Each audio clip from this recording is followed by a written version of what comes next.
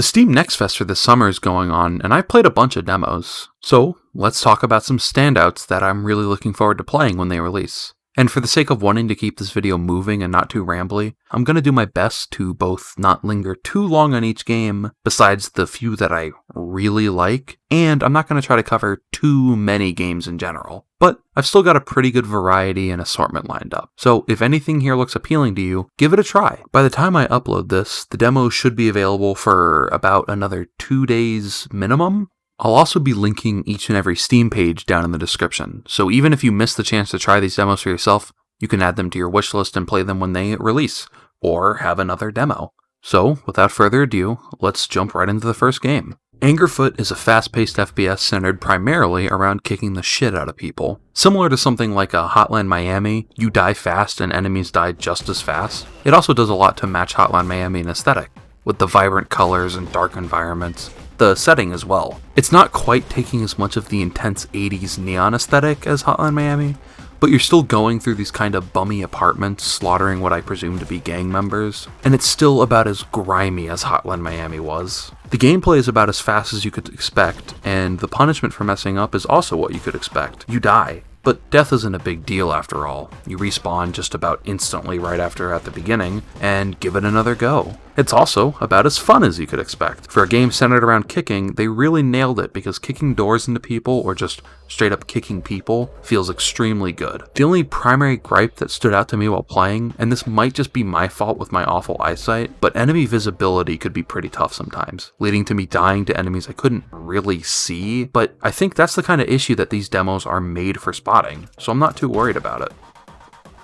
Next up is Coltic, which I actually didn't play that much of this game's demo intentionally, because I could already tell how I felt about it from the get-go. It's a retro-styled FPS with a very distinct aesthetic. You honestly can get a pretty decent vibe of what it's like from just watching, so I'll let some footage play out here.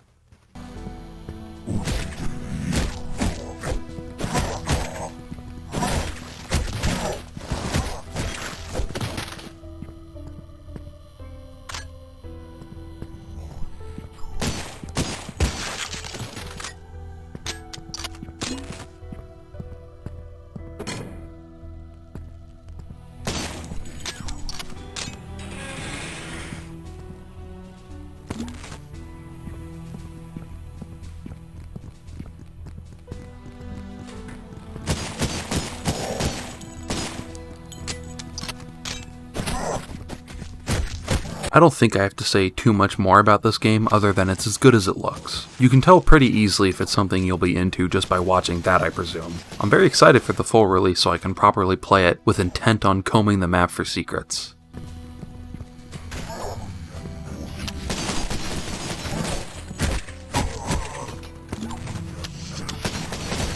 Next in line we have Melatonin. This game is sick as hell, scratching that itch that Rhythm Heaven has left in me since I played Fever. Similarly to Rhythm Heaven, I'm not that good at it, but it's a very good time. Depending on how long this demo stays up, as in if it lasts past the Next Fest or not, I could see myself playing the few stages that are already in the game many times in my free time. I've not talked about it much on this channel in general, but I actually love rhythm games. So when I saw Melatonin was one on the demo page, I immediately jumped to it, and was not disappointed.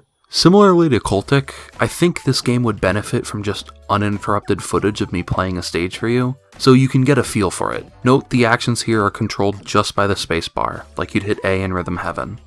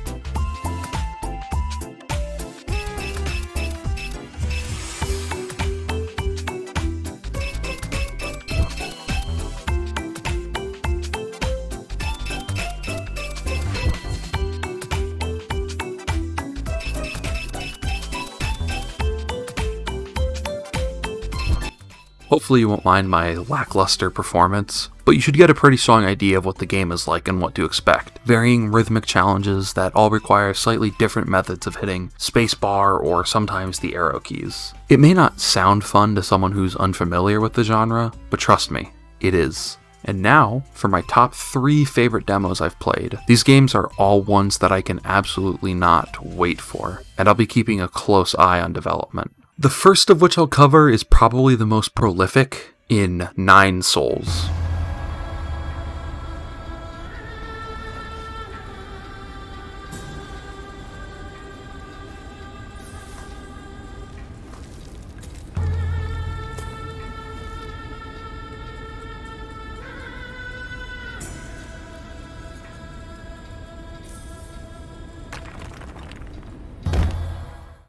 Developed by Red Candle Games, who are primarily known for their previous horror games, 9 Souls is an action platformer which might be a Metroidvania, centered around fast combat with an emphasis on parrying. The first standout part is the visuals are just absolutely gorgeous, and the combat feels amazing. I've actually never been too big on parrying within games, but 9 Souls may have finally sold the concept to me. Once you start to get the hang of an enemy's patterns, tells, and attacks, it feels like you're really styling on them, constantly just deflecting whatever they swing at you and swiftly counterattacking. It feels very good. And as I mentioned, the visuals are phenomenal. You can see them, so I don't think I need to explain too much, but I genuinely can't get over how this game looks and sounds. The music is perfectly eerie but encapsulating, with the non-lyrical vocals reminding me a bit of Axiom Verge 2's soundtrack. 9 Souls actually has a crowdfunding campaign set up right now that has about a week left in it, so if you're interested, definitely check that and the Steam page out. I'm pretty sure this demo will last beyond the next fest, so you should be able to try it for a good while longer. This next game is one that came in to me like a dark horse.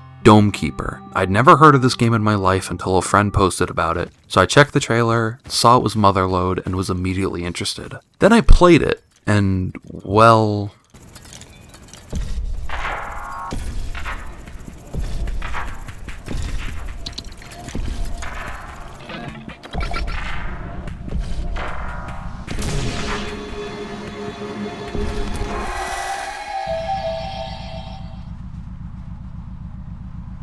It's horrifying, in a good way. Domekeeper provides, despite the simple aesthetic, a very intense and strong sense of the dread of being alone. Not just alone though, alone in space, presumably on a semi-desolate planet. There is no one around, and absolutely no one to help. You are alone in space, and anything that's actually near you seems to want you dead. When I first had my dome attacked by the denizens of this planet, I entered a state of pretty legitimate panic. The way they visualize your dome being attacked makes it seem extremely dire, with your only line of defense being filled with cracks and damage. I thought I was already on the verge of death. The game really cultivates these feelings in the gameplay loop, visuals, sound, just about everything. The atmosphere is absolutely incredible, and it's a real testament to the effort put into maintaining it. The gameplay itself is, as I described, very similar to Motherload. You go down from your dome, dig up the underground, hoping to find some riches and treasures. You'll use these to upgrade yourself, your dome, your defenses, and plenty of other things.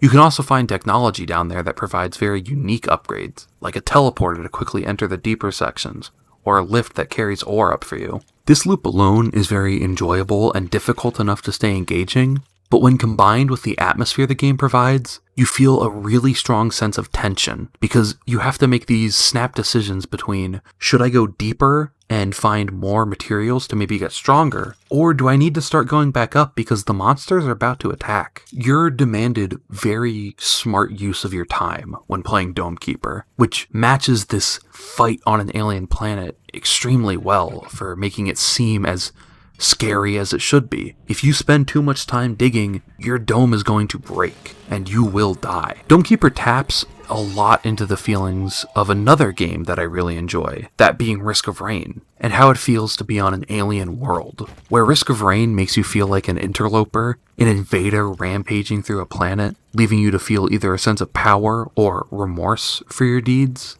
Domekeeper opts into making you feel the other primary feelings that come from being on an alien planet. Alone, afraid, unsure if you're going to make it, Every incoming wave is another chance that you're going to end up dead. The aliens are equally just off enough that you can't get a read on them. Almost amorphous blobs more than anything, not creating shapes that are very solid in their figure. And many just slam themselves on your dome. The larger aliens are equally threatening, just slow, unyielding entities. They seem to only care to kill you and not have interest in anything else. I definitely intend to make a more in-depth video on Domekeeper alone in the future. Once it's out, once I can dig my teeth into it a little more, pick apart some of the themes that are conveyed through just these outlining elements of the game, because I just think it's so strong in the way that it conveys it. I definitely think you should try it out.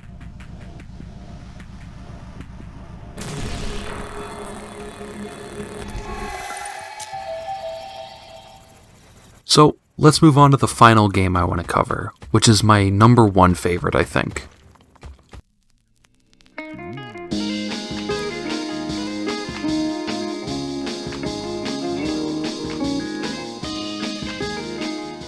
Due to the nature of Goodbye World being a story-driven game, I won't talk about it too much as I don't want to spoil too many things. But Goodbye World is a game that seems to be coming from such a personal place that resonates from deep within the developer that I need to cover it, because that's my favorite type of content. The game is divided into two primary sections, the first of which are puzzle platformers done in an endearing style of an emulated Game Boy on the screen that one of our protagonists is playing on. The second half of the content are narrative-driven parts that focus on the interactions of our main characters. Connie the programmer and Kumade who does the art. They're both joined together in attempting to make indie games. I can and could immediately tell that this is going to be a heartfelt story. It's the kind that can only be written by that specific person, because if someone else tried to do it, it just wouldn't land the same way. It's something that's so built upon the foundations of the author's personal experiences and how maybe they view life or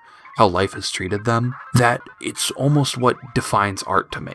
That form of personal self-expression is just so beautiful to me that it just reminds me constantly of why people create things. And for some, like this game Goodbye World, you find this just motivating reason throughout the entirety of the short 20-minute demo that I played. And if that doesn't sell the game, I don't know what would. As I said, the demo is about 20 minutes long. I advise just give the game a try for yourself, and you'll be able to instantly tell if it's for you or not. I know 1000% it's for me, and I hope it releases soon enough. Talking about games like this is kinda hard when I want to avoid spoilers, even though there's very little to spoil right now, so just take my word for its quality, or try it yourself, or watch someone else play it. Thanks for watching though, I'll see you in the next one.